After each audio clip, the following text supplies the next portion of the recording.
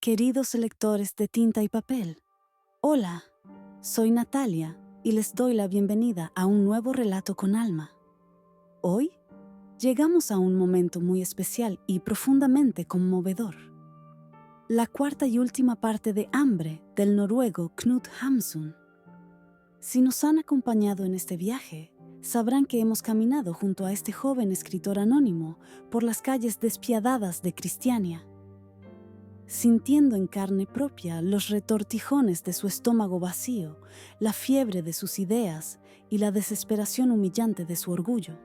En esta parte final, toda esa tensión, toda esa lucha feroz entre el espíritu creativo y la cruda necesidad física llega a su punto culminante. Hamsun nos sumerge en la conclusión de este viaje psicológico, donde nos preguntaremos: ¿encontrará nuestro protagonista, al fin, un poco de paz? Acompáñenme para descubrirlo juntos. Comencemos. Había llegado el invierno. Un invierno húmedo y mísero, casi sin nieve. Una noche perpetua, sombría y brumosa, sin un solo soplo de aire fresco en toda una semana. Los faroles permanecían encendidos casi todo el día en las calles y, aún así, la gente se tropezaba en la niebla. Todos los ruidos, el sonido de las campanas, los cascabeles de los caballos de alquiler, las voces humanas, el golpeteo de los cascos sobre el pavimento, sonaban apagados, como envueltos en aquella atmósfera espesa. Las semanas pasaban y el clima seguía igual. Yo continuaba viviendo en el barrio de Vaterland. Me sentía cada vez más ligado a aquella posada, ese hotel amueblado para viajeros, donde me permitían quedarme a pesar de mi miseria. Mi dinero se había agotado hacía tiempo, pero yo seguía entrando y saliendo como si tuviera algún derecho, como si fuera parte de la casa. La patrona no me decía nada, pero eso no hacía que me atormentara menos la imposibilidad de pagarle. Así pasaron 3 semanas. Llevaba varios días intentando escribir, sin lograr nada que me satisficiera. Por más que lo intentaba una y otra vez, la inspiración no llegaba. Daba igual que intentara desarrollar un tema u otro. La fortuna no estaba de mi lado. Me dedicaba a estos esfuerzos en un cuarto del primer piso, la mejor habitación del hotel.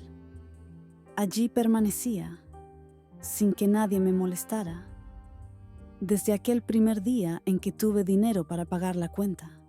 No perdía nunca la esperanza de escribir un artículo sobre cualquier tema que me permitiera pagar la habitación y mis otras deudas.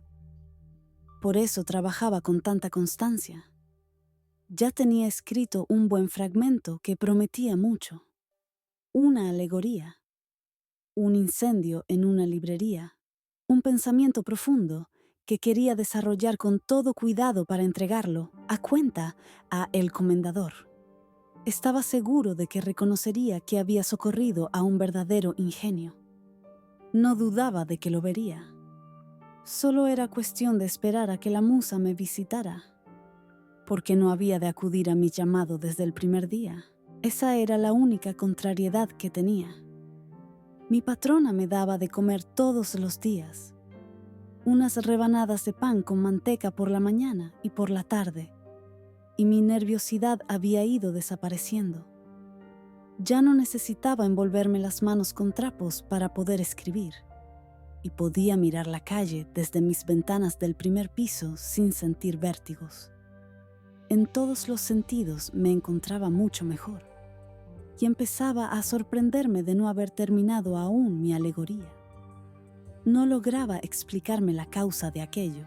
Un día llegué a sospechar que el estado de debilidad en que me encontraba entorpecía mi cerebro, incapacitándome para todo trabajo.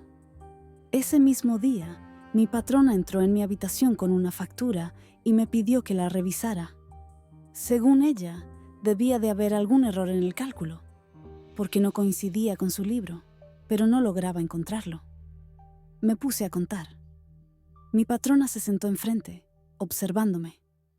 Revisé los 20 números de la cuenta, primero de arriba abajo y el total resultó exacto. Luego de abajo arriba y obtuve el mismo resultado. Miré a la mujer que, sentada frente a mí, esperaba mi respuesta. De inmediato noté que estaba embarazada, aunque no la había observado con detenimiento. La suma está bien, dije. Ahora mire cada cantidad. Estoy segura de que no puede ascender a tanto. Me puse a revisar cada gasto. 2 panecillos, a 25. La lámpara de vidrio, 18. Jabón, 20. Manteca, 32. No hacía falta tener un gran talento para recorrer aquellas columnas de cifras en esa pequeña factura de tendero sin mayor dificultad. Hice sinceros esfuerzos por encontrar el error del que hablaba la mujer, pero no lo hallaba. Después de mirar y volver a mirar esos números durante un rato, sentí que todo comenzaba a confundirse en mi cabeza. Ya no distinguía entre el debe y el haber. Todo se mezclaba en una maraña incomprensible. De repente me detuve en una línea. 5/16 de queso a 16. Fue como si mi mente se atascara de golpe. Me quedé mirando esa fracción absurda sin poder apartar los ojos. «¡Maldita manera tan enredada de escribir!», exclamé desesperado. «Aquí, que Dios me perdone, dice solo 5/16 de queso. ¿Quién ha visto semejante cosa? Mírela usted misma». «Sí», respondió la patrona con calma.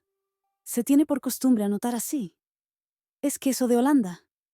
Y sí, está bien. 5/16 equivalen a 5 onzas».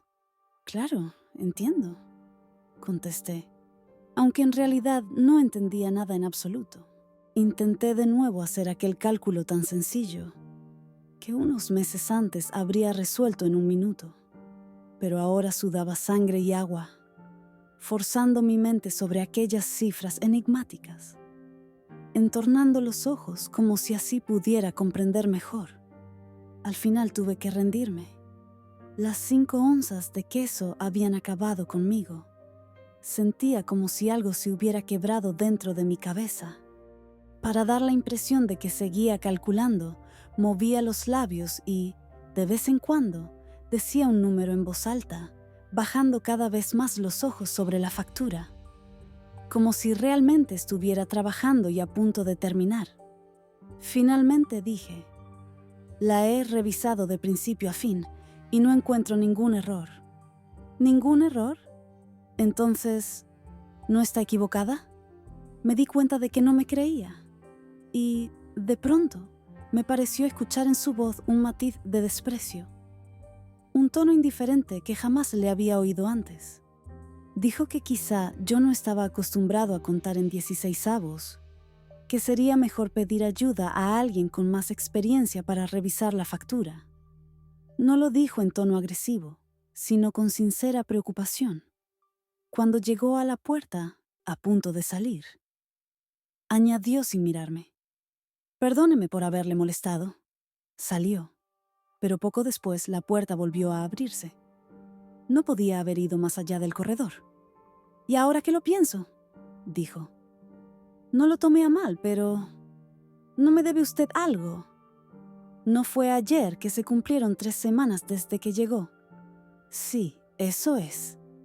Desgraciadamente, ya tengo bastante que luchar con una familia tan numerosa como para hospedar a alguien a crédito».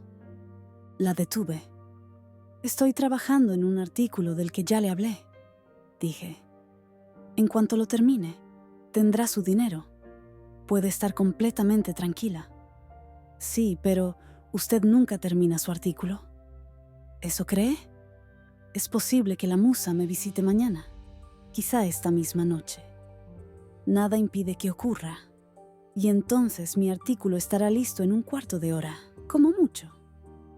Comprenda que mi trabajo no es como el de otras personas. No puedo sentarme y producir cierta cantidad cada día. Debo esperar el momento, y nadie puede decir la hora ni el día en que la musa acudirá. Es necesario dejar que todo siga su curso». Mi patrona se retiró, pero su confianza en mí había quedado seriamente quebrantada. En cuanto me quedé solo, Me levanté de un salto y me arranqué los cabellos de desesperación. Estaba perdido sin remedio, irremediablemente perdido. Mi cerebro había hecho bancarrota. Había llegado a tal grado de idiotez que ya no era capaz de calcular el valor de un pedazo de queso. Y sin embargo, ¿cómo podía haber perdido el juicio si todavía era capaz de formularme esas preguntas? Además, mientras luchaba con los números, ¿acaso no había hecho la brillante observación de que mi patrona estaba encinta? No tenía ninguna razón para sospecharlo. Nadie me lo había dicho, y no fue una intuición repentina. Lo vi con mis propios ojos y lo comprendí al instante. Y además, ocurrió en un momento de desesperación. Mientras luchaba con un cálculo de 16avos, ¿cómo podía explicarme eso? Me asomé a la ventana que daba a la calle de los carreteros, donde unos niños, pobremente vestidos, jugaban lanzándose una botella vacía y gritando a todo pulmón. Un carro de mudanzas pasó lentamente junto a ellos.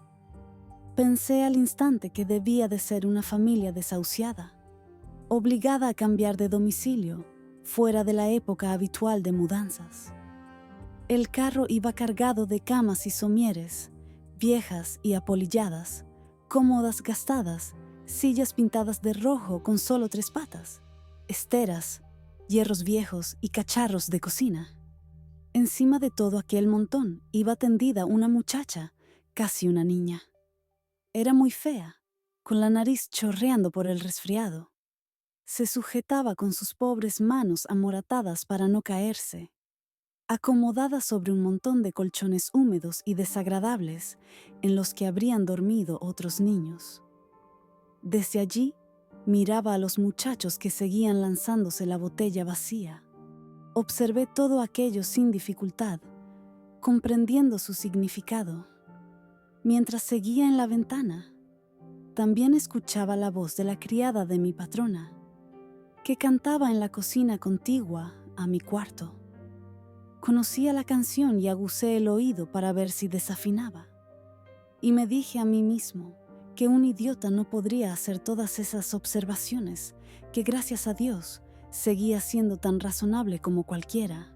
De pronto vi que 2 niños empezaban a pelear en la calle. Reconocí a uno. Era el hijo de mi patrona. Abrí la ventana para escuchar lo que decían, y enseguida se juntó una multitud de chiquillos bajo mi ventana. Todos levantaban los ojos, llenos de expectativa. ¿Qué esperaban? ¿Que alguien arrojara algo? Flores marchitas, huesos, colillas de cigarrillo, cualquier cosa que pudieran roer o usar como juguete. Dirigían hacia mi ventana sus caras amoratadas por el frío, con los ojos desmesuradamente abiertos. Pero los 2 enemigos seguían insultándose. De aquellas bocas infantiles salían palabras como monstruos viscosos, apodos espantosos, insultos de mujerzuelas, juramentos de marineros que quizá habían aprendido en los muelles. Estaban tan atrapados en la riña que no vieron llegar a mi patrona, que corría hacia ellos para averiguar la causa de la pelea. Sí, explicó su hijo. Me ha cogido por la garganta y no he podido respirar durante un buen rato. Volviéndose hacia su enemigo, que reía con malicia, el muchacho se enfureció y gritó: «¡Vete al diablo, pedazo de bruto! Valiente piojoso que agarra a la gente por la garganta. ¡Maldito! Voy a...». La madre, aquella mujer embarazada cuyo vientre parecía llenar la estrecha calle, lo reprendió de inmediato, sujetándolo del brazo para llevárselo. «Chis, cierra el pico. Tú también tienes la lengua muy larga. Hablas con tanta grosería como si hubieras crecido en un burdel. Basta ya, entra en casa». «No quiero. Ya estás andando». «No me da la gana». Desde la ventana veía cómo la ira de la madre iba creciendo cada vez más. La escena era tan desagradable que terminó por alterarme. Y sin poder resistirlo, grité al chico que subiera a mi cuarto un momento. Lo llamé 2 veces solo para separarlos, para detener aquella situación. La segunda vez, grité tan fuerte que la madre se quedó paralizada y levantó la vista hacia mí. De inmediato se recompuso, me miró con descaro, con un gesto lleno de arrogancia, y luego se retiró. Pero no lo hizo sin antes lanzarle a su hijo, en voz muy alta para que yo pudiera escucharla, una frase cargada de veneno. Uf, debería darte vergüenza mostrarle a la gente lo malo que eres. No dejaba escapar ni el más mínimo detalle de lo que ocurría.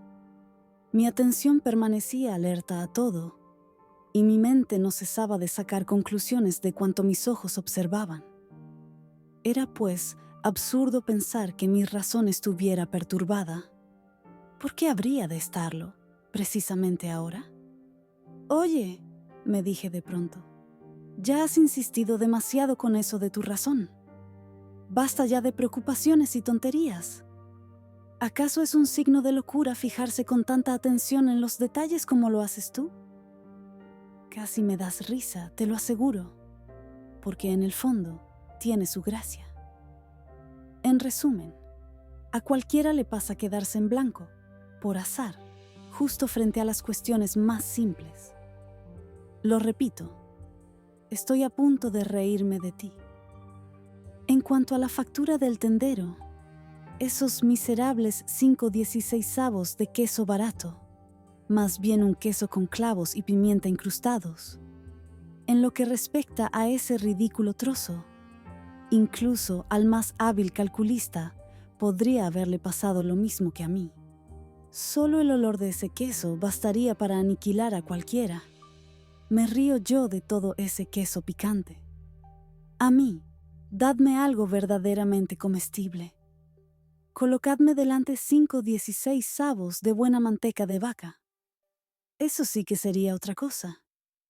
Reí nerviosamente de mis propias bufonadas y me parecieron extraordinariamente divertidas. En verdad, no había en mí nada de desvarío. Estaba completamente en mi sano juicio. Mientras me paseaba por la habitación, hablando solo, mi alegría iba en aumento, acompañada de una risa bulliciosa. Sentía que un instante de verdadero alborozo, un momento claro de éxtasis sin ninguna preocupación, bastaría para poner mi cabeza en condiciones de trabajar. Me senté a la mesa y comencé con mi labor. Y todo marchaba bien, mucho mejor que en mucho tiempo. No avanzaba demasiado, pero lo poco que escribía me parecía de una calidad excepcional. Pasé así, escribiendo durante toda una hora, sin sentir el menor cansancio. Había llegado justo a un punto decisivo de mi alegoría, un incendio en una librería. Me parecía tan crucial que todo lo escrito hasta entonces carecía de valor. Quería darle una forma profunda y contundente a esta idea. No eran simples libros los que ardían, sino cerebros humanos consumiéndose en las llamas. Imaginaba una verdadera noche de San Bartolomé, pero de pensamientos, con aquellos cerebros en llamas. De pronto la puerta se abrió de golpe y mi patrona irrumpió como un vendaval, avanzando hasta el centro de la habitación sin detenerse en el umbral. Lancé un grito ronco, como si me hubieran asestado un golpe inesperado. «¿Qué?», dijo. «Creí que había dicho usted algo. Ha llegado un viajero y necesitamos esta habitación para él. Usted dormirá esta noche en la nuestra». «Ah, allí también habrá una cama para usted». Y sin esperar mi respuesta, se abalanzó sobre la mesa y empezó a recoger mis papeles, revolviéndolos sin cuidado. Mi breve alegría se desvaneció como barrida por un golpe de viento. Me levanté de inmediato, furioso, desesperado. Dejé que la mujer despejara la mesa, sin oponer resistencia ni pronunciar palabra. Ella reunió todos mis papeles y me los puso en las manos. No me quedaba otra opción. Debía abandonar la habitación. Mi instante precioso, mi impulso creador, quedaba destrozado. En la escalera ya me crucé con el nuevo inquilino, un joven que llevaba tatuadas 2 anclas azules en el dorso de las manos. Tras él, subía un mozo cargando un pesado baúl a la espalda. El extranjero recién llegado parecía un marino, seguramente un simple viajero de paso, que solo pasaría la noche allí. No ocuparía mi cuarto por mucho tiempo. Quizá al día siguiente, cuando él se marchara, tendría de nuevo un instante de dicha. Tal vez apenas 5 minutos de inspiración bastarían para terminar mi escrito sobre el incendio. Así que debía aceptar aquel contratiempo con paciencia. Nunca había entrado en el cuarto de la familia, aquel único espacio donde convivían día y noche el hombre, la mujer, el padre de ella y 4 niños. La criada se arreglaba en la cocina, que también le servía de dormitorio. Me acerqué a la puerta con gran desgana y llamé. Nadie respondió, aunque alcancé a oír voces al otro lado. Cuando entré, el hombre enmudeció y ni siquiera contestó a mi saludo. Se limitó a lanzarme una mirada indiferente, como si no me conociera.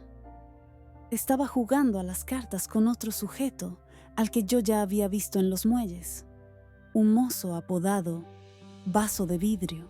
Un niño balbuceaba solo en su cama, mientras el anciano, padre de mi patrona, estaba sentado, encogido, en un diván, con la cabeza apoyada en las manos como si el pecho y el vientre le dolieran.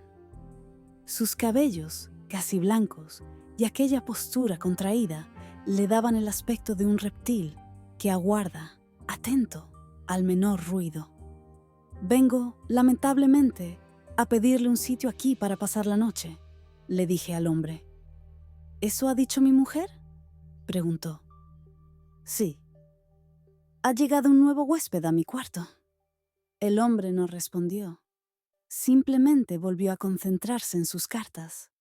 Ese hombre pasaba los días enteros jugando a las cartas con cualquiera que entrara en su habitación. Jugaba sin entusiasmo, únicamente para matar el tiempo y tener algo entre las manos. No hacía nada más. Apenas se movía, arrastrado por la lentitud de sus miembros perezosos. Su mujer, en cambio, no paraba un instante. Subía y bajaba, iba y venía, siempre alerta, atenta a todo y ocupándose de atraer clientes. Gracias a sus contactos con descargadores y cargadores del muelle, muchas veces lograba que, por una pequeña comisión, le llevaran algún viajero. Al fin entraron 2 de las hijas, niñas flaquitas, llenas de pecas, con vestidos casi en harapos. Poco después apareció también la patrona. Le pregunté dónde debía instalarme para pasar la noche. Me respondió con sequedad que podía acostarme allí, con todos los demás, o, si prefería, en la antesala sobre el diván. Mientras hablaba, iba de un lado a otro, recogiendo cosas, poniendo en orden lo que encontraba, sin dignarse a mirarme ni una sola vez. Ante aquella respuesta, me quedé desconcertado y me arrinconé junto a la puerta, encogiéndome, fingiendo incluso estar conforme con ceder mi habitación a otro por una noche. Forcé una sonrisa amable, intentando no irritarla y evitar que me echara definitivamente de la casa. «Oh, ya encontraré la manera de arreglármelas», me dije, y guardé silencio. Ella seguía moviéndose por la habitación, recogiendo cosas sin detenerse. Además, le repito que no puedo dar a crédito mesa y lecho, dijo. Sí, pero ya sabe usted que solo es cuestión de esperar unos días hasta que termine mi artículo, contesté. Y entonces, con mucho gusto, le regalaré un billete de 5 coronas. Pero la mujer no confiaba en absoluto en mi artículo. Eso se notaba claramente. Yo tampoco podía mostrarme soberbio y abandonar la casa por una simple molestia. Conocía demasiado bien lo que me aguardaba si me echaban a la calle. Pasaron varios días. Seguí viviendo abajo con la familia, porque hacía un frío intenso en la antesala, desprovista de estufa. Allí dormía también por la noche, directamente en el suelo. El marino extranjero continuó ocupando mi cuarto, sin indicio alguno de marcharse pronto. Al mediodía, la patrona entró diciendo que le había pagado un mes por adelantado. Tenía que presentarse a un examen para obtener su licencia de capitán antes de embarcarse, y por eso había venido a la ciudad. Comprendí que mi habitación estaba perdida para mí. Me retiré a la antesala donde dormía con la familia y me senté. Si iba a escribir algo, tendría que ser precisamente allí, sobre la cama. La alegoría ya no me preocupaba. Una nueva idea, un plan de primer orden, había surgido. Quería escribir un drama en un acto. El signo de la cruz, ambientado en la Edad Media. Ya había estudiado cuidadosamente todo lo relativo al personaje principal. Una cortesana fanática y abominable que había pecado en el templo, no por debilidad o sensualidad, sino por odio al cielo. Había cometido su falta al pie del altar, con el paño del altar bajo la cabeza, únicamente por desprecio hacia lo divino. Pasé muchas horas atormentado por la idea de esta figura central, hasta que la concebí claramente, como si la viera en carne y hueso, tal como deseaba presentarla. Sería de cuerpo defectuoso y repugnante, alta, con largas piernas que se notaban a través de sus ropas a cada paso. Tendría además orejas grandes y muy separadas. En una palabra, no sería agradable a la vista. Apenas se podría soportar mirarla. Lo que más me interesaba de ella era su descaro extraordinario y el desenfreno insensato de su pecado premeditado. Realmente me absorbía por completo. Mi cerebro parecía henchido con la imagen de tan extraña y monstruosa criatura. Durante 2 largas horas trabajé en mi drama, escribiendo sin descanso. Tras completar una decena de páginas con gran esfuerzo, y pasando a veces por largos intervalos en los que llenaba inútilmente cuartillas que me veía obligado a romper, me sentí fatigado, rígido de frío y de cansancio. Me levanté y salí a la calle. La última media hora, los gritos de los niños en la habitación de la familia me habían perturbado demasiado, así que tampoco habría podido seguir escribiendo.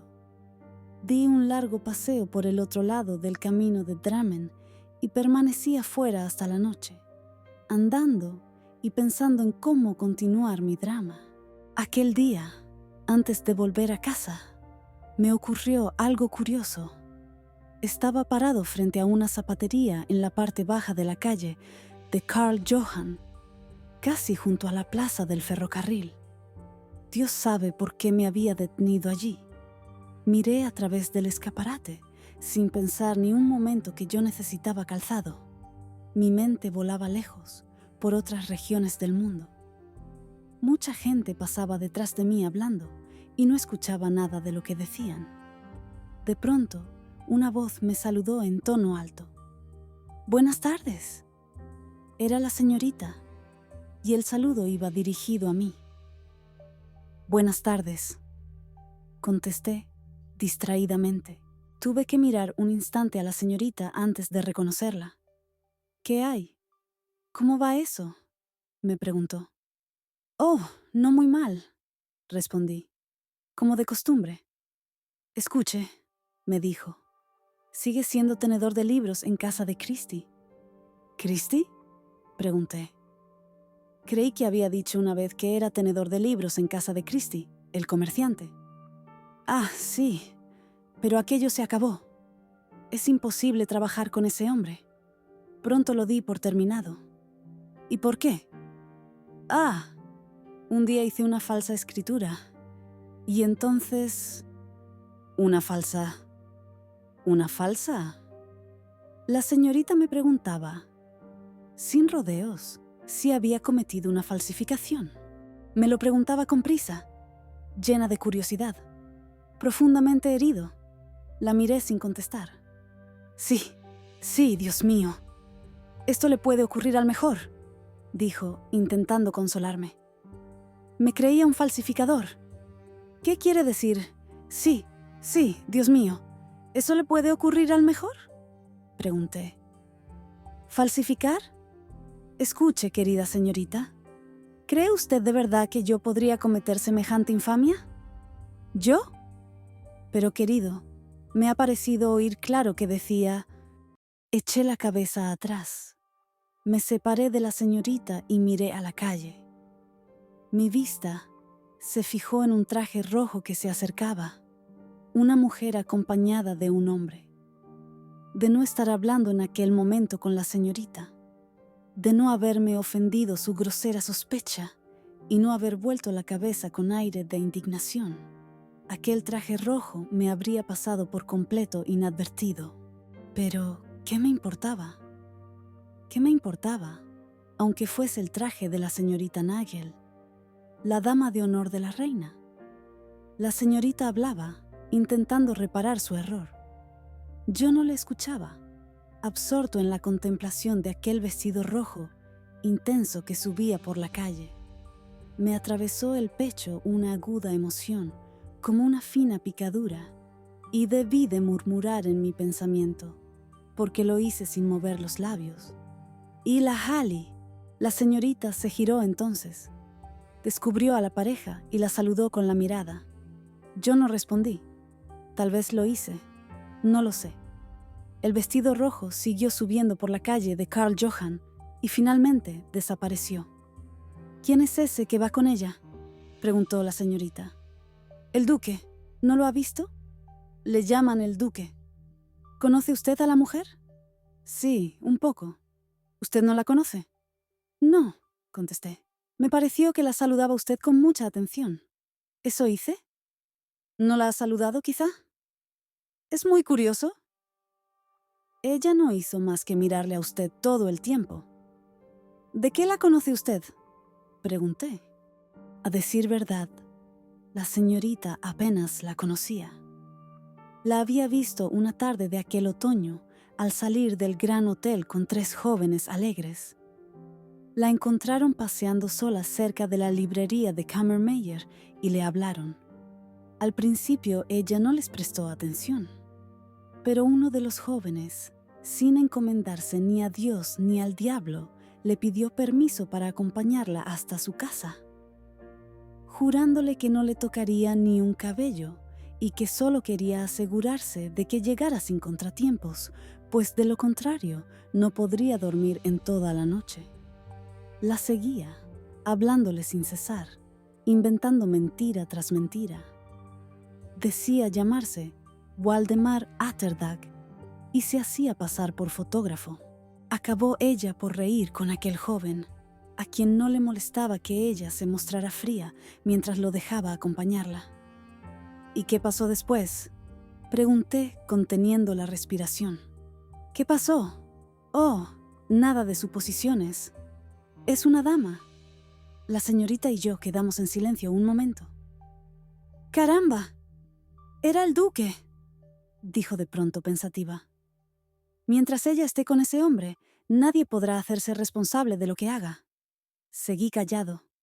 Sí, bueno, al fin y al cabo, parecía que ella le pertenecía al duque. Y después de todo, ¿qué me importaba? Hice una reverencia a ella y a todos sus encantos. Una hermosa reverencia. E intenté consolarme pensando de ella lo peor, gozándome en difamarla. Solo me irritaba la idea de haber reaccionado ante aquella pareja, si es que realmente lo había hecho. ¿Por qué habría de mostrarme así ante esos individuos? Ella no me importaba en absoluto. Ya no era bonita. Se había marchitado. Dios mío, ¿cómo había cambiado? Tal vez me había mirado solo a mí. Nada sorprendente. Tal vez sentía algún remordimiento. Pero eso no significaba que yo fuera a caer a sus pies y saludar como un tonto. «Que se la quede el duque, buen provecho», Quizá llegara el día en que pudiera pasar orgullosamente ante ella sin mirarla. Tal vez podría lograrlo. Aunque ella me clavara la vista y llevara un vestido rojo sangre. Además, todo podía suceder. Sería un triunfo. Tenía tal confianza en mí mismo que era capaz de acabar mi drama aquella misma noche. Y en menos de 8 días haría doblar las rodillas a la joven. Con todos sus encantos, sí, con todos sus encantos. Adiós, dije secamente. Pero la señorita me detuvo. Preguntó. ¿Y ahora? ¿Qué hace ahora? ¿Qué hago? Escribo, naturalmente. ¿Qué otra cosa podía hacer? Es de lo que vivo. De momento trabajo en un gran drama. El signo de la cruz, asunto de la Edad Media. ¡Ah, caramba!, dijo la señorita sinceramente. ¿Y si lo termina, entonces? No me inquieta eso mucho, contesté. De aquí a unos 8 días, espero que oirá hablar de mí a todo el mundo. Y me marché. Al entrar en casa, me dirigí inmediatamente a mi patrona y le pedí una lámpara. No pensaba acostarme. El drama bullía en mi cerebro y tenía la firme esperanza de escribir sin parar hasta la aurora. Observando que mi patrona hacía un gesto de desagrado al verme entrar en la habitación, le hablé con toda humildad. Tenía un drama admirable casi terminado, le dije. Solo faltan algunas escenas. Le insinué que podría ser representado en cualquier teatro, incluso antes de que yo mismo lo supiera. Si quisiera hacerme ese favor. Pero la mujer no tenía lámpara.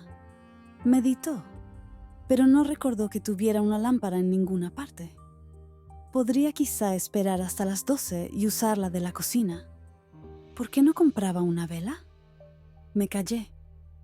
Yo no tenía 10 horas para comprar una vela, y ella lo sabía perfectamente. Iba a fracasar de nuevo. La criada estaba con nosotros en la habitación y no en la cocina. Por lo tanto, la lámpara de allí no estaba encendida. Pensé en ello, pero no dije nada. De repente me preguntó la criada. Me había parecido que salía usted del castillo no hace mucho. ¿Ha estado usted comiendo allí? Y se rió a carcajadas de su propia broma. Me senté y saqué mis papeles. Intentaría hacer algo allí, mientras esperaba. Pero no logré escribir ni una línea. Las 2 niñas de la patrona entraron y empezaron a hacer diabluras a un gato, un extraño gato enfermo que apenas tenía pelo. Cuando le soplaban en los ojos, sacudía la cabeza. El patrón y otras personas jugaban a las cartas en torno de la mesa. Como de costumbre, solo la mujer hacía algo. Cosía. Sabía muy bien que no se podía escribir nada entre aquel bullicio, pero no se molestó por mí. Y hasta sonrió cuando la criada me preguntó si había comido en el castillo. Toda la casa se me había vuelto hostil. Parecía que la vergüenza de tener que ceder a otro mi habitación daba derecho a considerarme como un intruso. Hasta la criada, una muchacha de ojos negros, con el pelo rizado y el pecho completamente liso, se burlaba de mí al darme por la tarde las rebanadas de pan con manteca. Siempre me preguntaba de dónde sacaba el dinero, porque me había visto paseando ante el gran hotel con un mondadientes. Era cruelmente consciente de mi miseria y se complacía en recordármela. Absorto en mis reflexiones, no era capaz de formar una sola idea para mi drama. Me esforzaba en vano. La cabeza comenzó a zumbarme extrañamente y finalmente tuve que rendirme. Guardo los papeles en el bolsillo y levanto la vista. La criada está sentada frente a mí y no puedo dejar de observarla. Su cuerpo estrecho, sus hombros caídos, aún inmaduros, como si el tiempo no los hubiera terminado de formar. ¿Por qué se metía conmigo? Podía perjudicarla en algo si salía del castillo.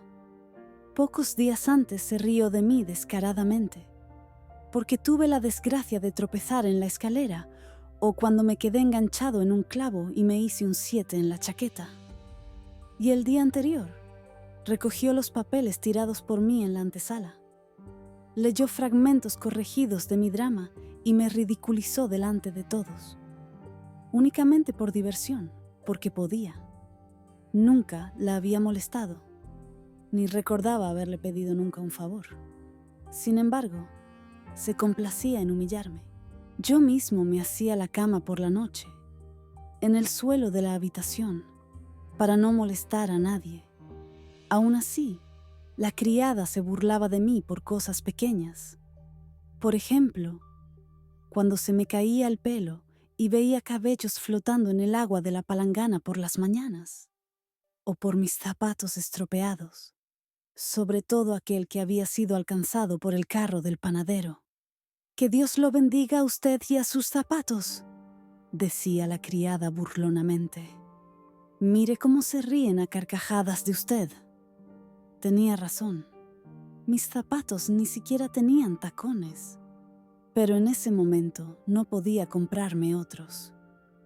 Mientras pensaba en esto, asombrado por la perversidad de la criada, las pequeñas empezaron a molestar al anciano que estaba en su lecho.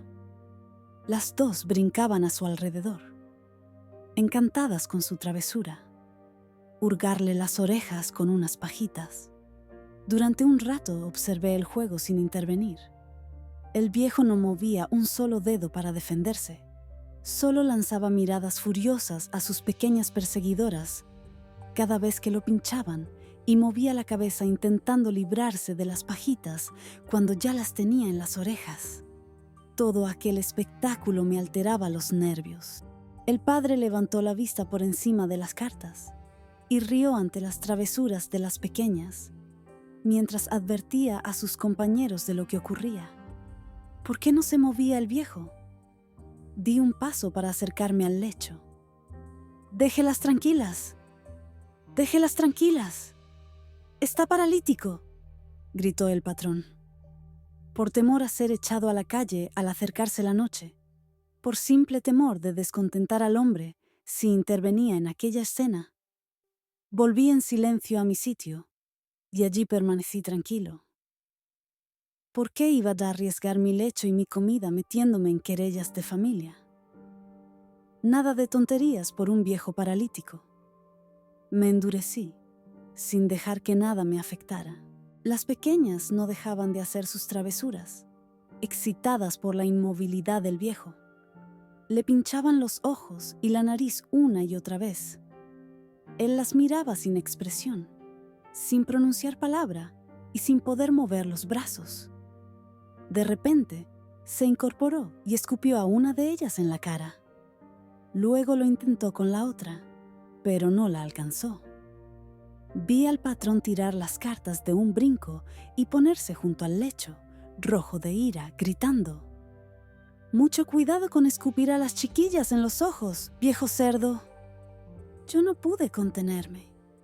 «Pero por Dios, si ellas no lo dejan en paz», exclamé, fuera de mí. Temiendo que me echaran, no grité demasiado fuerte. Además, estaba tan excitado que todo mi cuerpo temblaba. El patrón se volvió hacia mí. «Cállese. ¿Qué diablos le importa a usted? Póngase un candado en la boca. Es lo mejor que puede hacer». Entonces intervino la mujer y se armó un escándalo. «Dios me perdone, pero creo que todos estáis completamente locos», gritó. «Si queréis seguir aquí, es preciso que los dos os mantengáis muy tranquilos, os lo aconsejo. ¿Acaso no basta con dar techo y comida a esta pobre gente, sino que, además, hay que armar un alboroto de juicio final y convertir la casa en un infierno? Esto se ha acabado. ¿Lo oís? Cerrad los hocicos, muchachas, y limpiaos las narices, porque si no, lo voy a hacer yo misma.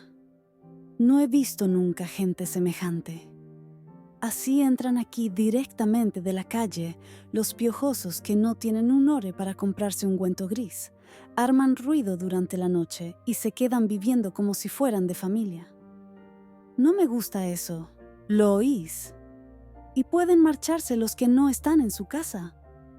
Quiero tener tranquilidad en mi casa, ya lo oís. No dije nada, no abrí la boca, pero me volví a sentar cerca de la puerta y escuché el alboroto. Todos gritaban a la vez, hasta las niñas y la criada, que quería explicar cómo había comenzado la disputa. Con tal de que me esté quieto, esto terminará por calmarse, y seguramente no se llegará a medidas extremas mientras no diga una palabra. ¿Qué podría decir? ¿No estábamos en invierno y se acercaba la noche? ¿Era aquel el momento de golpear la mesa y de irritarse? Sobre todo, nada de tonterías. Y permanecía tranquilo sin abandonar la casa, aunque casi me habían puesto a la puerta. Levanté una mirada indiferente a la pared, donde había un Cristo cromolitografiado, y seguí obstinadamente silencioso, a pesar de lo que decía la patrona. «Si quiere usted que me marche, señora, no hay por qué molestar tanto», dijo un jugador. Se levantó. El otro jugador le imitó. «No, no me refiero a ti. Ni a ti tampoco», les contestó la patrona. «Si hace falta, sabré demostrar a quién me refiero. Si es preciso, oís. Ya os enseñaré quién es». Hablaba con frases entrecortadas, lanzando sobre mí sus miradas a cortos intervalos, alargando sus palabras para que entendiera la indirecta sin nombrarme. «Silencio», me dije. «Sobre todo calla». Aún no me había echado concretamente. Sobre todo, nada de orgullo por mi parte, nada de soberbia a destiempo. Mantengamos la calma. Ese Cristo del cromo tenía una cabellera de un verde muy peculiar. Más que cabello, parecía hierba, para expresarme con precisión. Hierba tupida, como la de una pradera bien cuidada. Era una observación muy exacta de mi parte. Hierba de la pradera, densamente cubierta y hermosa. En ese instante, mi mente se llenó de rápidas asociaciones.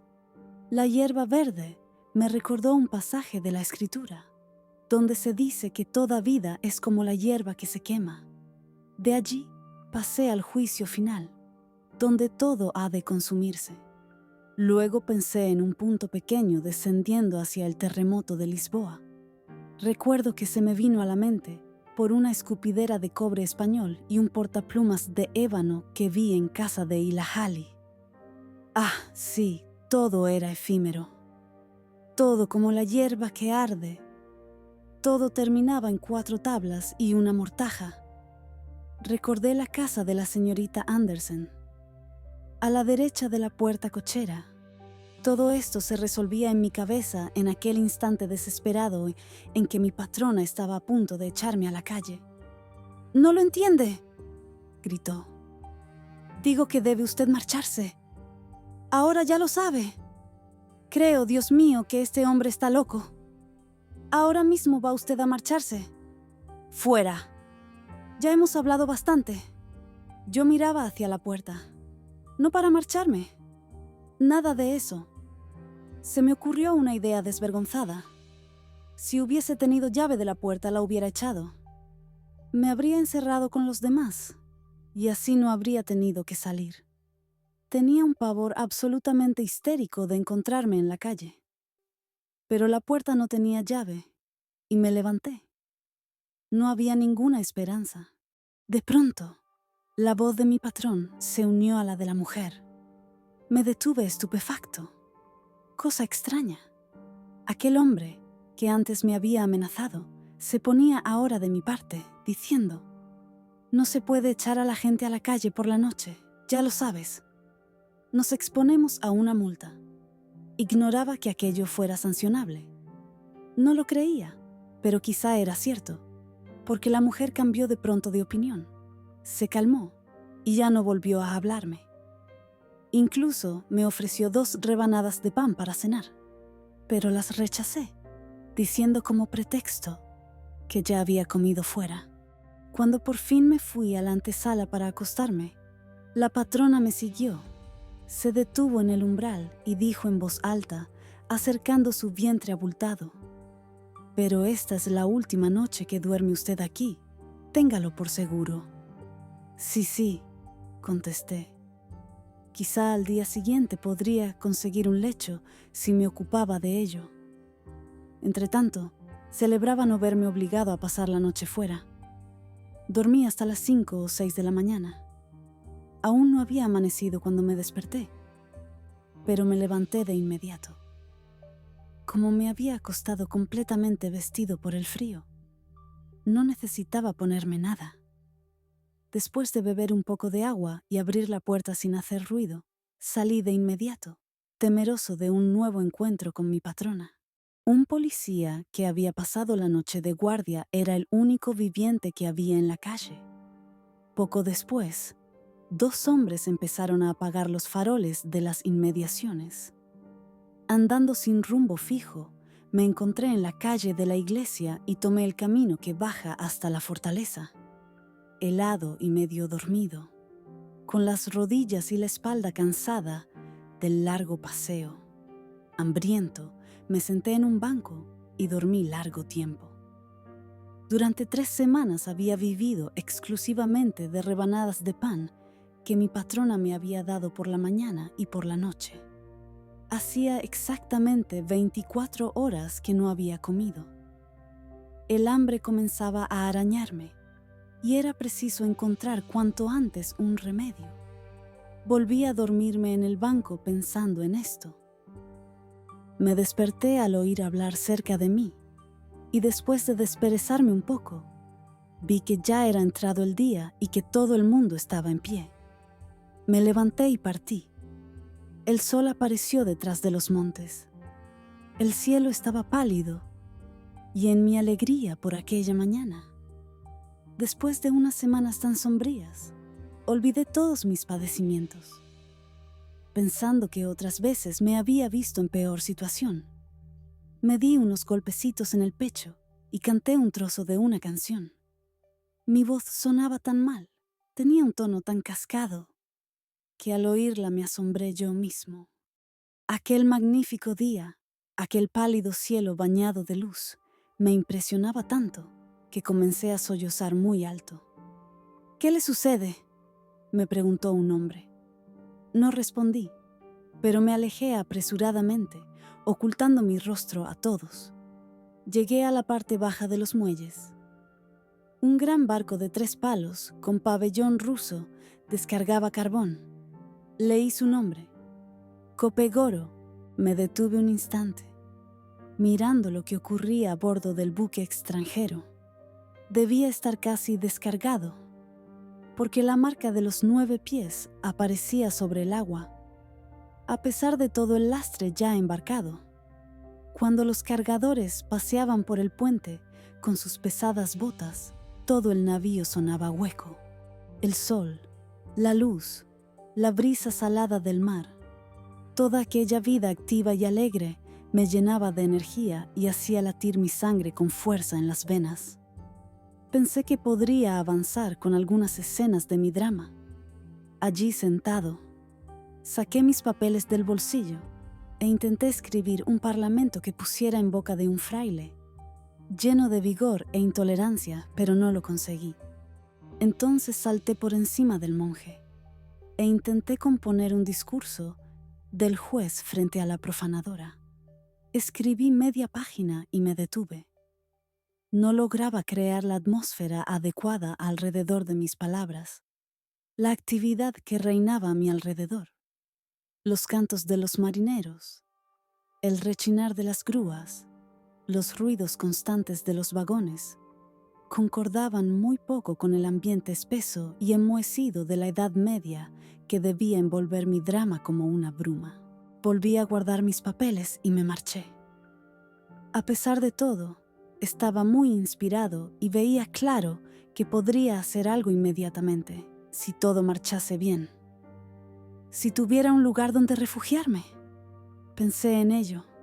Me paré en medio de la calle a reflexionar, pero no conocía en toda la ciudad un solo lugar tranquilo donde instalarme un rato. No había más solución que volver a mi cuarto del barrio de Vaterland. Me repugnaba. Me decía constantemente que era imposible. Pero avanzaba como deslizándome, acercándome sin cesar al lugar prohibido. Realmente aquello era lamentable. Convenía reconocerlo. Incluso vergonzoso. Verdaderamente vergonzoso. Pero no abandonaba la idea. No sentía ni el más mínimo orgullo, me atrevería a decir. Y no sería exagerado afirmar que yo era uno de los seres menos arrogantes que existían en aquel momento. Continué. Me detuve junto a la puerta cochera a meditar. Bah, pase lo que pase, había que arriesgarse. Al fin y al cabo, ¿de qué se trataba sino de una cosa mínima? Además, aquello duraría solo unos días, y Dios no volvería a permitir que me viese obligado a buscar refugio en aquella casa. Crucé el patio. Todavía dudaba mientras pisaba las piedras desiguales, y cuando llegué a la puerta, estuve a punto de darme la vuelta. Apreté los dientes. No, nada de soberbia a destiempo. En el peor de los casos, podría excusarme diciendo que venía a despedirme cortésmente y a llegar a un arreglo sobre mi pequeña deuda en la casa. Abrí la puerta de la antesala. Una vez dentro, me detuve y permanecí completamente tranquilo. Justo frente a mí, a apenas 2 pasos, estaba el patrón en persona, sin sombrero ni chaqueta, mirando por el ojo de la cerradura la habitación de la familia. Hizo un gesto con la mano para indicarme que me quedara quieto y volvió a mirar por la cerradura. Rió. «Venga», murmuró. Me acerqué andando de puntillas. «Mire», dijo, y rió con una risa silenciosa y cálida. «Mire, ja, ja, están acostados ahí. ¿Ve usted al viejo? En la cama, justo debajo del cromo del Cristo y frente a mí, distinguí 2 siluetas, la patrona y el marino extranjero. Las piernas de la mujer formaban una mancha blanca sobre el colchón hundido. En su cama, junto a la otra pared, su padre, el viejo paralítico, miraba apoyado en las manos, inclinado hacia adelante, acurrucado como siempre, sin poder moverse. Me volví hacia mi patrón. Hacía grandes esfuerzos por no reír a carcajadas. Se pellizcaba la nariz. «¿Ha visto usted al viejo?», cuchicheó. «Dios mío, ¿ha visto usted al viejo? Está sentado y mira». Luego volvió al ojo de la cerradura. Fui a la ventana y me senté. Aquel espectáculo desordenó por completo todos mis pensamientos y sentidos y ahuyentó mi rica inspiración. Bah, ¿qué me importaba? Si hasta el propio marido lo aceptaba, ¿qué digo? Encontraba en ello una gran diversión. No había motivo para que yo me preocupara. En cuanto al anciano, un viejo es un viejo. Quizá ni siquiera lo veía. Tal vez dormía sentado. Sabe Dios si estaba muerto. No me habría sorprendido. Y no hice de ello un asunto de conciencia. Una vez más, cogí mis papeles y quise apartar toda impresión extraña. Me había parado en una frase del discurso del juez. Así me lo ordenan Dios y la ley. Así me lo ordena mi propia conciencia. Miré por la ventana para reflexionar lo que su conciencia debía ordenarle. Del interior de la habitación llegó hasta mí un pequeño ruido. Bah, eso no me importaba absolutamente nada. Además, el viejo estaba muerto. Quizás se habría muerto aquella mañana a las 4. Aquel ruido me era, pues, del todo indiferente. ¿Para qué diablos ocuparme de él?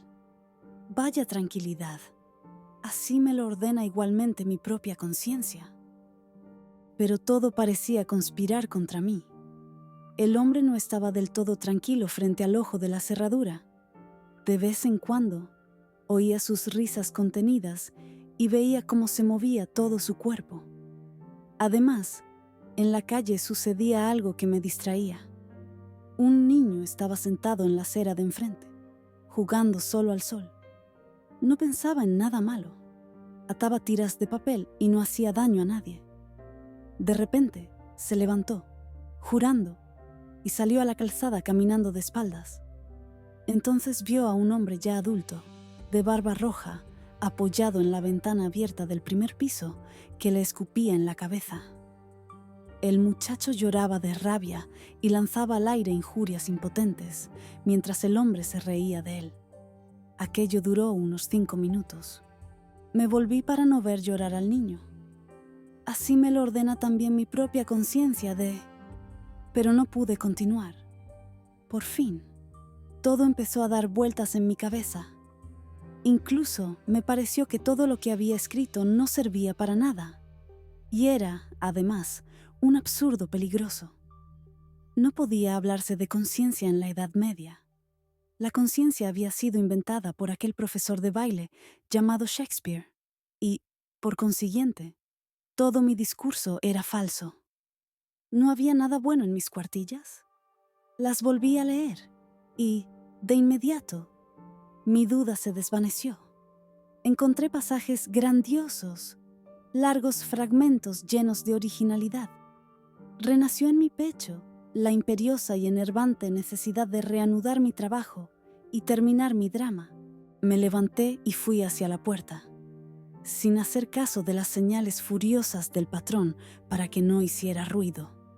Salí resuelto de la antesala, subí la escalera hasta el primer piso y entré en mi antigua habitación.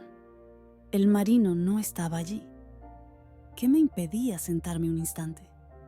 No tocaría sus cosas, ni siquiera usaría su mesa. Me acomodé en una silla cerca de la puerta, más que satisfecho. Puse los papeles sobre mis rodillas con nerviosismo. Durante unos minutos todo marchó admirablemente. Las frases surgían de mi cerebro una tras otra y escribía sin interrupción. Llené página tras página, desbordado de entusiasmo. Gemí suavemente, en el éxtasis de mi inspiración, y casi perdí la conciencia. El único ruido que oía era mi propio gemido de alegría. Se me ocurrió otra idea feliz, una campana que debía sonar en cierto momento de mi drama. Todo marchaba perfectamente. De pronto, escuché pasos en la escalera. Temblé y estuve a punto de perder la cabeza, esperando, por así decirlo, un ¿quién vive?, lleno de una vaga angustia. Excitado por el hambre, escuchaba nerviosamente, con el lápiz en la mano, incapaz de escribir una sola palabra más. Se abrió la puerta y entró la pareja de la habitación de abajo. Sin darme tiempo de explicarme, la patrona gritó, como sorprendida: «Dios me perdone y asista, pero mírelo otra vez aquí». «Perdóneme», dije, queriendo añadir algo, pero no pude. «Si no sale usted, que Dios me castigue si no voy a llamar a la policía». Me levanté. Solo quería despedirme, balbucí, y me vi obligado a esperarla. «No he tocado nada. He estado sentado en esta silla». «Oh, no hay nada malo en ello», intervino el marino. «¿Qué demonios hace usted? Déjelo tranquilo». Al bajar la escalera, me enfurecí con la grosera mujer embarazada que me pisaba los talones para hacerme salir rápido. Por un instante, me llené de las peores palabras que podría decirle, pero logré contenerme y me quedé en silencio. Me callé por respeto al extranjero que iba detrás de ella y que podría haberme oído. La patrona me seguía, injuriándome sin cesar, mientras mi cólera crecía con cada paso. Llegamos al patio. Yo avanzaba muy lentamente, aún dudando si debía agarrarla por el cuello. En aquel momento, el furor me cegaba por completo. Imaginaba una efusión de sangre terrible, un empujón que la dejara muerta en el acto, una patada en el vientre. Un mozo se cruzó conmigo en la puerta. Me saludó y respondí. Luego se dirigió a la patrona, que seguía persiguiéndome, y oí que preguntaba por mí, pero no me volví. A pocos pasos de la puerta, el mozo me alcanza, me saluda de nuevo y me detiene. Me entrega un sobre. Violentamente, disgustado, Lo abro y cae un billete de 10 coronas. Pero ni carta, ni palabra. Miro al mozo y le pregunto: ¿qué tonterías son estas? ¿De quién es esta carta? No lo sé, responde. Me la ha dado una señora. Me detengo. El mozo se marcha. Entonces meto el billete en el sobre. Hago cuidadosamente una pelota con todo. Me vuelvo. Veo a la patrona mirándome aún desde la puerta. Y le arrojo el billete a la cara. No digo nada, ni pronuncio una sola palabra. Solo observo, antes de irme, cómo examina el arrugado papel. Esto sí se puede llamar conducta digna. No decir nada, no dirigirse a la canalla, sino arrugar tranquilamente un billete y lanzarlo a la cara de los perseguidores. Podía decirles que eso era conducirse con dignidad. Así debía tratarse a los demás, como a animales. Había llegado a la esquina de la calle de Lutines y la plaza del ferrocarril, cuando de repente la calle comenzó a dar vueltas ante mí. Todo zumbaba en mi cabeza vacía y caí contra la pared de una casa. No podía andar, ni siquiera incorporarme. Quedé apoyado contra la pared y sentí cómo empezaba a perder el conocimiento. Aquel ataque de inanición no hizo más que aumentar mi furia desbordada. Levanté el pie y golpeé el suelo. Hice esfuerzos desesperados por concentrar mis fuerzas. Apreté los dientes, fruncí el ceño, giré los ojos con angustia y poco a poco todo comenzó a dar resultado. Mis ideas se aclararon. Comprendí que estaba al borde de sucumbir. Adelanté las manos y me separé de la pared. La calle seguía girando y danzando a mi alrededor. Empecé a hipar de rabia, luchando con toda mi alma contra mi propia angustia. Resistía con esfuerzo para no caer. Vi un carro lleno de patatas, pero, en mi rabia obstinada, insistí en que eran coles. Juré una y otra vez que eran coles, repitiendo mi mentira con firmeza, solo por la satisfacción retorcida de mentir bajo juramento. Me embriagaba aquel pecado absurdo. Levantaba 3 dedos en el aire y, con los labios temblorosos, juraba en el nombre del Padre, del Hijo y del Espíritu Santo que eran coles. El tiempo seguía corriendo. Me dejé caer en un escalón cercano. Me enjugué el sudor de la frente y el cuello. Respiré hondo e intenté serenarme. El sol comenzaba a descender y la tarde avanzaba. Volví a repasar mi situación. El hambre era insoportable y, en pocas horas, caería la noche. Tenía que encontrar una salida. Todavía quedaba algo de tiempo. Mis pensamientos volvían una y otra vez a la posada de la que me habían echado. No quería regresar, pero tampoco podía evitar pensar en ella. Al fin y al cabo, la mujer había actuado con derecho al echarme. ¿Por qué habría de esperar que alguien me hospedara sin pagar? Además, más de una vez me había dado algo de comer. Incluso la noche anterior, a pesar de mi insolencia, me ofreció 2 rebanadas de pan, sinceramente, porque sabía que las necesitaba. No tenía, pues, motivos reales para quejarme. Sentado en aquel escalón, me puse a suplicar en silencio que me perdonara mi conducta. Lo que más me dolía era haber acabado mostrando ingratitud y haberle arrojado el billete arrugado a la cara. 10 coronas, silbé suavemente. ¿De dónde habría venido la carta que me entregó el mozo? Solo entonces, con claridad, entendí la cadena de los hechos. Sentí que me moría de dolor y de vergüenza y repetí varias veces con voz ronca mientras movía la cabeza: «¿Y la Halley?»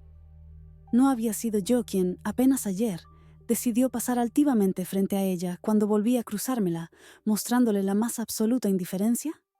Y ella, en cambio, se apiadaba de mí, entregándome un óbolo de caridad. No, no, no. Jamás conocería el límite de mi degradación. Ni siquiera frente a ella fui capaz de guardar una postura digna. Me hundía sin remedio. De cualquier modo, que girara, Caía de rodillas, me hundía hasta morir. Me hundía en el deshonor. Ya no habría forma de levantarme. ¿Nunca más podría levantarme? Esto sí era el colmo. Aceptar una limosna de 10 coronas y ni siquiera poder devolvérsela a quien me la dio. Usarlas para pagar el alquiler y hacerlo con un nudo en la garganta, con esa amarga sensación de repulsión. ¿No existía alguna manera de recuperar ese dinero? Volver a la casa de la patrona y exigirle que me devolviera el billete no tendría sentido, pero debía existir otra salida. Solo tenía que pensar, pero pensar de verdad, más allá de mis desvaríos habituales. Dios mío, tenía que emplear todo mi ser, todo mi mecanismo humano en hallar un medio para devolver esas 10 coronas. Y me lancé a reflexionar con todas mis fuerzas. Eran alrededor de las 4. Si lograba terminar mi drama, quizá en un par de horas podría encontrar al director del teatro. Saqué el manuscrito decidido a cerrar. Como fuera, esas 3 o 4 últimas escenas. Pensaba, sudaba, releía el principio. Pero nada salía. «Basta de tonterías», me dije. «No es momento de andar con rodeos». Me lancé de lleno al drama. Escribí lo primero que se me vino a la cabeza, solo con el afán de acabar y marchar. Quería convencerme de que estaba en uno de mis grandes momentos. Me llenaba de engaños, me repetía mentiras descaradas y escribía con fluidez, como si las palabras brotaran solas. «Esto es bueno, un verdadero hallazgo», murmuraba a ratos. «No tienes más que seguir escribiendo». Al final, mis últimos párrafos me parecieron sospechosos. Contrastaban demasiado con las primeras escenas. Además, en las palabras del fraile no quedaba ni rastro de la Edad Media. Mordí mi lápiz hasta partirlo. Me levanté de un salto. Destrocé las cuartillas en pedazos diminutos. Tiré el sombrero al suelo y lo pateé con furia. «Señoras y señores, he perdido, estoy vencido», repetía mientras seguía golpeando el sombrero. Un policía, a pocos pasos, me observaba fijamente desde el centro de la calle. No miraba a nadie más, solo a mí. Cuando levanté la cabeza, nuestras miradas se cruzaron. Sin duda, llevaba un buen rato observándome. Recogí mi sombrero, me lo puse y caminé directo hacia él. «¿Sabe usted qué hora es?», le pregunté. Vaciló un momento antes de sacar el reloj, sin apartar los ojos de mí. «Son las 4», contestó. «Exactamente», dije. «Las 4 en punto, perfectamente. Veo que conoce bien su oficio. Y no lo olvidaré». Me di media vuelta y me alejé, dejándolo clavado en el sitio, siguiéndome con la mirada, con la boca abierta y el reloj aún en la mano. Cuando llegué frente al Hotel Real, me giré y miré hacia atrás. Seguía en la misma posición, observándome. «Ja, ja. Así es como se debe tratar a los animales. Con la más fina insolencia. Eso los intimida, los doblega. Sí, hasta les inspira miedo». Me sentía eufórico, tan satisfecho de mí mismo que empecé a tararear un fragmento de canción. Los nervios, tensos por la excitación, me mantenían en un estado extraño. No sentía dolor, ni hambre, ni malestar alguno. Caminaba ligero, como si flotara. Crucé todo el mercado, regresé hacia el departamento de carnes y me senté en un banco, cerca de El Salvador. De todos modos, ¿qué importaba si devolvía o no aquel billete de 10 coronas? Desde el instante en que lo recibí, ya era mío. Además, no provenía precisamente de la miseria. Había que aceptarlo, entonces. Me lo habían enviado a mí, de forma expresa, y no tenía sentido que se lo quedara el mensajero. No había alternativa. Intenté distraerme mirando el bullicio del mercado, ocupar mi mente en cosas sin importancia, pero fue inútil. Una y otra vez volvía a pensar en el billete de 10 coronas. Por último, apreté los puños. Fuera de mí. Claro, a ella le dolería que se lo devolviera, me dije. Entonces, ¿por qué hacerlo? Querer parecer demasiado original, aceptando unas cosas y rechazando otras, meneando la cabeza con altivez y diciendo, no, gracias. Ahora veía bien a dónde llevaba esa pose. Y ahí estaba otra vez, en la calle, sin nada. Incluso ahora, teniendo la ocasión perfecta, no conservaba mi lecho caliente. Siempre me dominaba el orgullo, me irritaba la menor palabra. Tiraba 10 coronas a diestra y siniestra y terminaba marchándome. Me reprendí con dureza por haber dejado la posada y ponerme, una vez más, un obstáculo en el camino. Que el diablo se lo llevara todo. Yo no había pedido aquel billete de 10 coronas. Apenas lo tuve en las manos, ya lo había soltado, entregándoselo a desconocidos que jamás volvería a ver.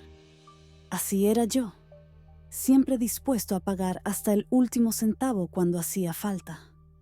Conocía bien a Ila Ali y estaba seguro de que no se arrepentiría de haberme enviado ese dinero. Entonces, ¿para qué darle tantas vueltas? Lo menos que podía hacer era enviarme un billete de 10 coronas de vez en cuando. La pobre muchacha estaba enamorada de mí, tal vez hasta morir. Ese pensamiento me llenaba de orgullo. No cabía duda, la pobre estaba perdida de amor por mí. Eran las 5. Tras aquella larga excitación nerviosa, empecé a decaer y volvió el zumbido en mi cabeza vacía. Miraba fijo, sin mover los ojos, hacia la farmacia de El Elefante. El hambre arremetía contra mí con una crueldad feroz. Me estaba devorando.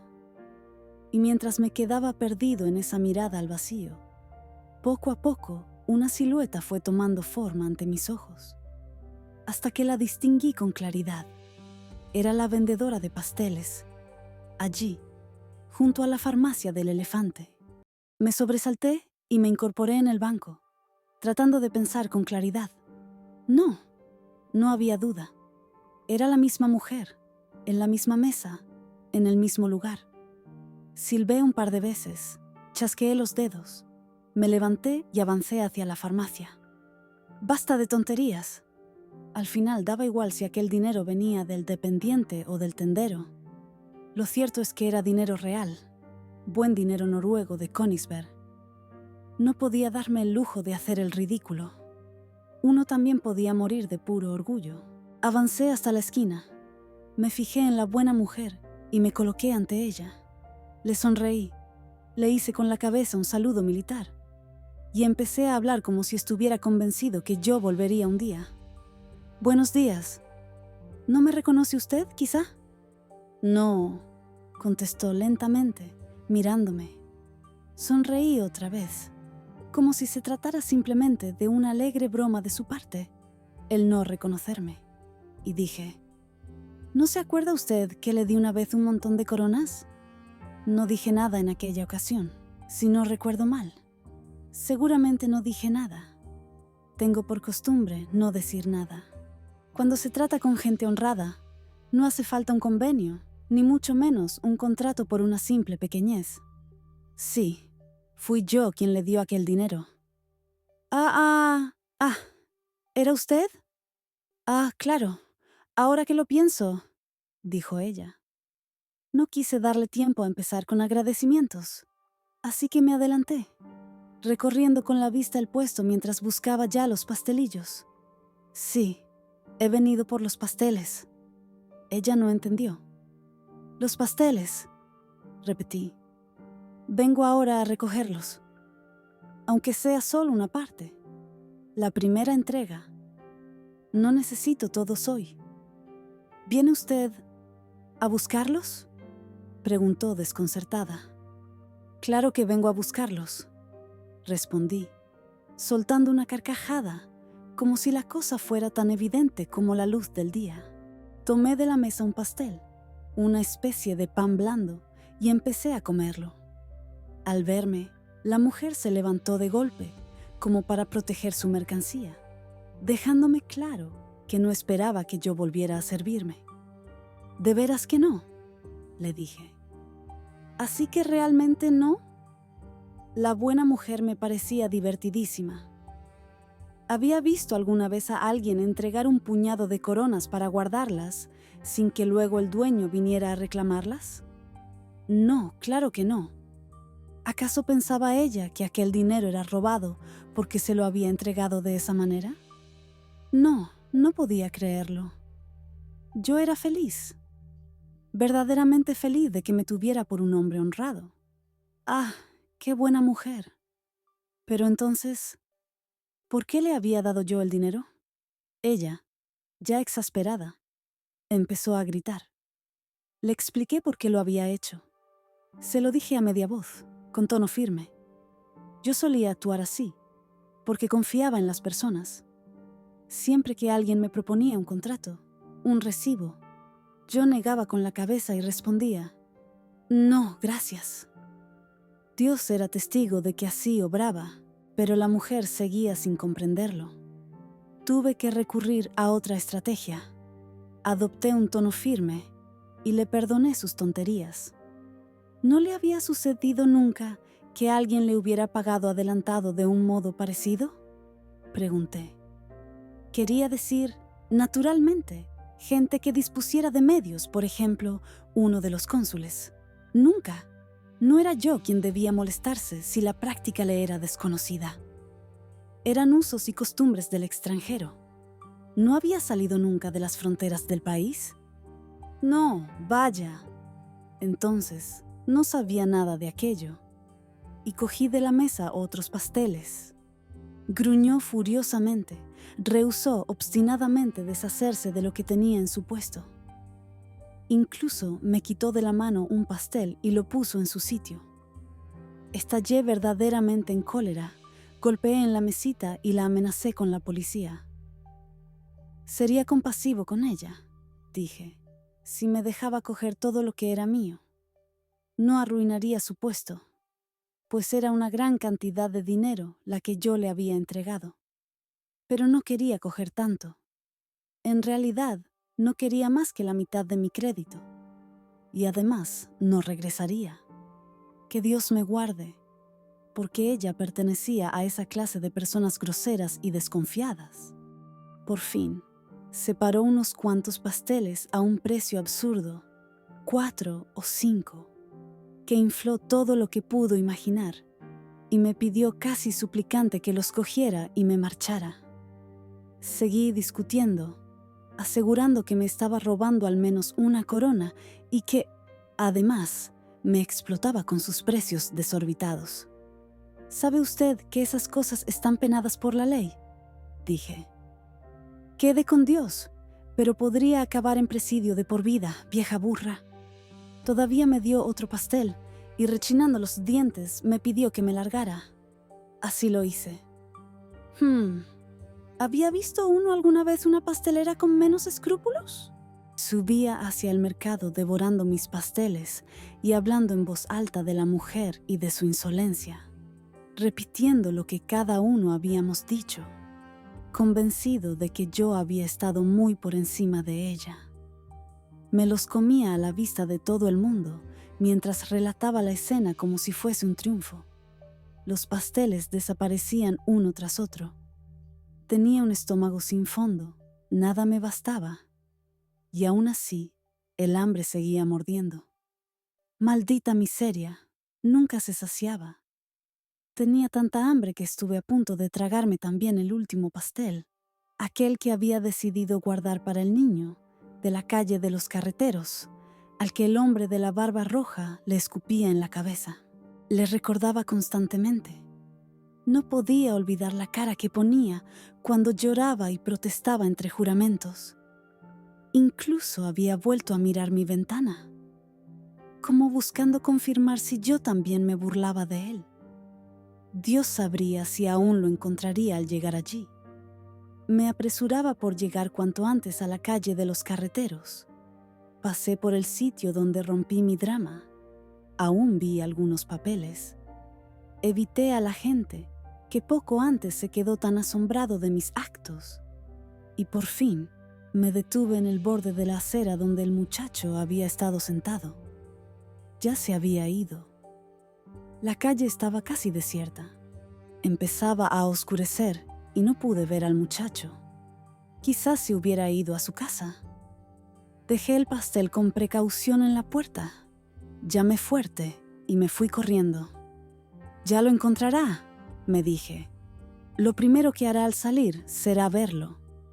Una alegría idiota humedeció mis ojos ante la idea de que el pequeño encontraría el pastel. Volví a bajar a la plaza del ferrocarril. Ya no tenía hambre, pero el alimento azucarado que acababa de tomar empezaba a molestarme. En mi cerebro se alborotaban de nuevo las más locas ideas. ¿Y si cortara a escondidas la amarra de uno de estos navíos? ¿Y si de repente empezara a gritar «¡Fuego!»? Seguí avanzando por el muelle, en busca de una caja donde sentarme. Crucé las manos y noté que mi cabeza se atontaba cada vez más. Y no me moví. No hice absolutamente nada para resistir. Estaba con los ojos fijos en el Copegoro, el 3 palos con pabellón ruso. Vi un hombre cerca de la barandilla del barco. La linterna roja de babor iluminaba la parte alta de su cabeza. Me levanté para hablarle sin ninguna idea preconcebida y sin esperar recibir contestación. ¿Se da usted a la vela esta tarde, capitán? Sí, dentro de un instante. Hablaba sueco. ¿Debía ser finlandés? ¿No necesita usted un hombre?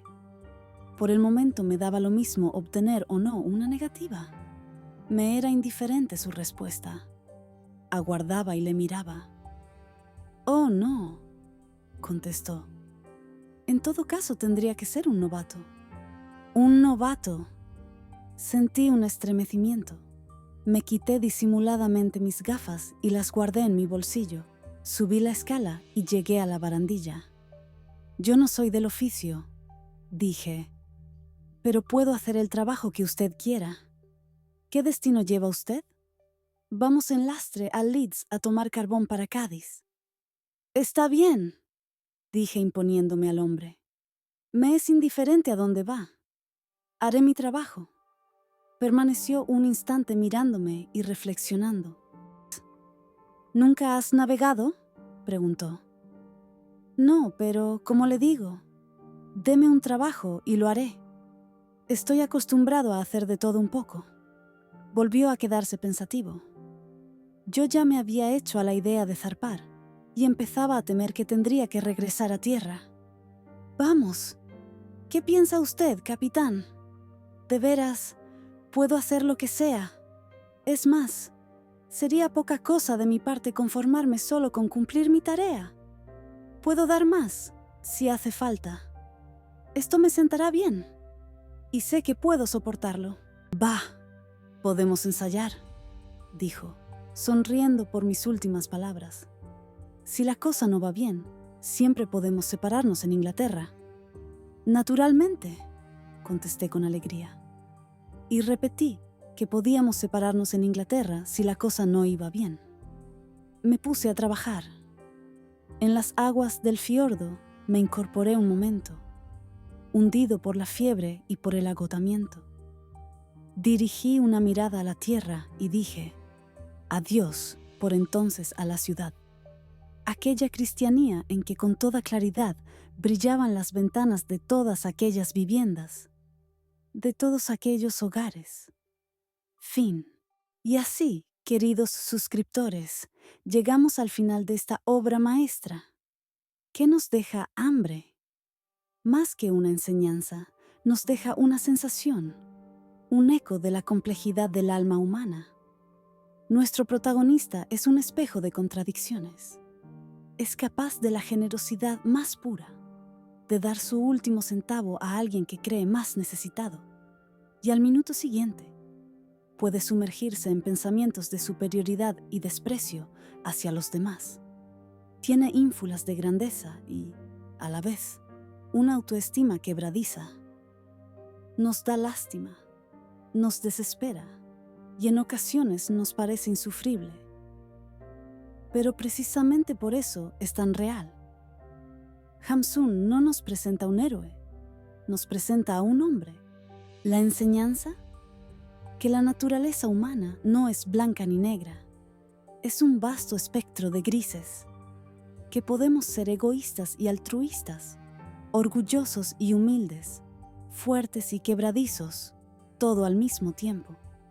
Este libro es un recordatorio para no juzgar apresuradamente, para entender que detrás de cada acción hay una maraña de emociones, hambre, sueños y miedos. Y por otro lado vemos la increíble resiliencia del alma humana. Aún en los momentos de mayor desesperación, en la más absoluta de las soledades, nuestro protagonista se aferra a su identidad, a su sueño de escribir, a su peculiar código de honor. Nos enseña que la dignidad no la da lo que tenemos en el bolsillo, sino lo que guardamos en el corazón. Esta novela es un recordatorio crudo, pero siempre necesario, de que detrás de cada persona que lucha hay una historia compleja, un mundo de pensamientos, orgullo y sueños fracturados. Nos invita a mirar con más compasión, a ser un poco más gentiles con los demás y con nosotros mismos. Y bueno, familia de tinta y papel, por hoy cerramos este capítulo noruego.